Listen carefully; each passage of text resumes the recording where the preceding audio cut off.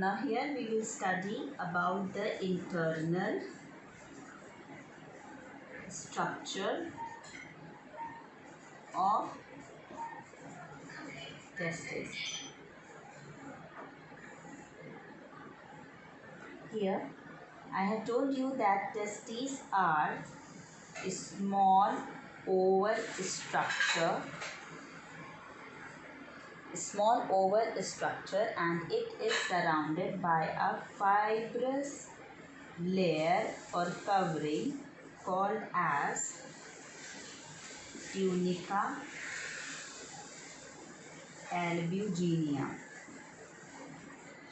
Here again one more covering is present called tunica vaginalis. Here the middle layer or covering, that is called as tunica albuginea, that undergo invagination forming the various compartments, and these invaginations are called as testicular septum. So these invaginations are called as testicular septums, and due to these invaginations the testes is divided into various compartments, and here about 200 to 300 compartments are present in per chamber, this compartment.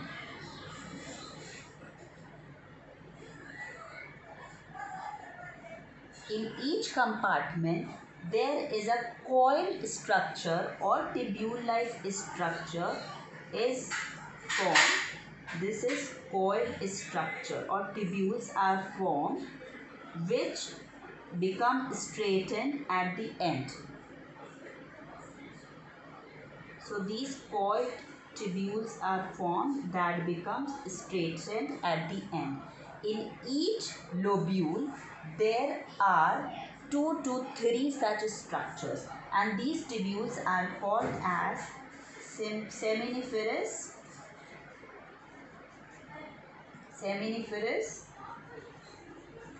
tubules, and these are 2 to 3 in numbers, or 2 to 3 seminiferous tubules are present in each compartment. So in total we can say that there are about 900 such seminiferous tubules are present in this testis, one testis only. So 900, total 900 seminiferous tubule in one testis. If we can say that one compartment there are 3, and in all together there are 300 compartments. So 300 into 3 will come up to 900 seminiferous tubules.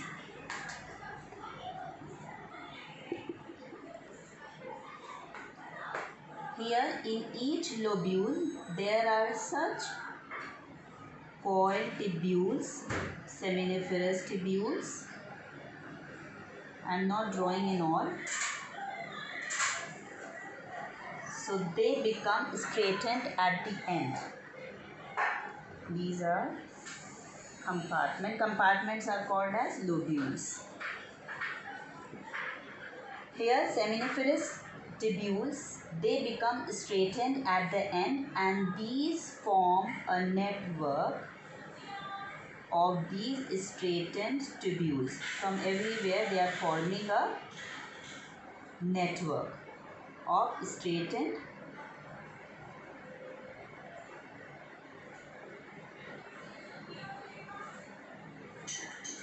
and these network of straightened tubules is called as Rete testis. Rete testes. And again these tubules will form the small minute tubules, and these tubules are called as vasa efferentia. These tubules. So in seminiferous tubules, the spermatogenesis takes place. Here the sperms are formed. In these tubules, the sperm's conduction takes place from these tubules to the straightened part, that is rete testes, and from rete testes these are conducted to the fine tubules. These tubules are called as vasa efferentia, and then finally these tubules conduct the sperms from here to this structure, and this structure is epididymis. Epididymis is the structure that is only seen in the posterior side. So this is not visible from the anterior end. This structure is present at the posterior end, and this is, here you can say that this is a highly coiled tubules, and this is further made up of three structure that I'll tell you. We have seen till the epididymis structure. Then I am going to take this section of testis. So here I am going to take the section of testis. If we cut this section, then these seminiferous tubules would appear like this. These seminiferous tubules are suspended or scattered in connective tissue. This is the connective tissue. Connective tissue in which these I am writing this short form, seminiferous tubule. So in which these seminiferous tubules are scattered. Here you can say that here there is all connective tissue around these seminiferous tubules. So here we will see that this seminiferous tubules, this tubule is lined by the germinal epithelium, and this germinal epithelium is of two types. Most of the cells, two types of cell. Here most of the cells are cuboidal in nature, and some cells are elongated, or you can say these are pyramid shaped cells. So this seminiferous tubule is lined by the germinal epithelium, and this germinal epithelium is composed of two types of cell. Most of the cells which are cuboidal in nature, these are, here I am writing, these are called as germ cells, and these are cuboidal in structure. And these cells which are elongated, these cells are called as cells of Sertoli. These are called as cells of Sertoli. These are also called as nurse cells. Why these are called as nurse cells? Because these cells are providing the nourishment to the spermatozoa, and these germ cells are responsible for the spermatogenesis. That means they are responsible for the formation of sperms by reduction or meiosis division. So here meiosis division takes place to form haploid sperms. And these sperms are getting nourishment from these cells of Sertoli, and these are also called as nurse cells. So these are 3 in numbers. These seminiferous are 3 in numbers in one lobule. And again you will see the masses of cells. These are present in this connective tissue, and this connective tissue here, this connective tissue, I told you that this is called as interstitial tissue, and the cells which are present in this interstitial connective tissue is called as interstitial cell or Leydig cells. I am writing here Leydig cells, and these Leydig cells are associated with the formation of male hormone, that is testosterone.